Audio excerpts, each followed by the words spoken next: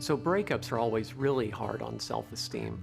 As far as some basic tips that I would give, I think one of the things is to start investing yourself in other relationships. I'm not arguing that after a really devastating romantic breakup, you should immediately go back out onto the dating market. I'm not suggesting that. I think in some cases that can actually be a bad idea.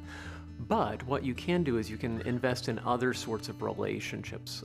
For example, spending more time with your friends, spending more time with your family, giving yourself a chance to heal, depending on the nature of the breakup. In some cases, our breakups, if it's not a relationship that you are particularly invested in, it may be fairly easy for us to kind of repair any self-esteem damage that we suffer. But I would definitely recommend taking some time to give yourself a chance to heal. One of the interesting things about romantic breakups that people sometimes miss is we're often very focused on the person who is dumped in those relationships. So the people who the relationship isn't ended by their own choice. And they certainly can suffer a bit of a self-esteem drop in the aftermath of that.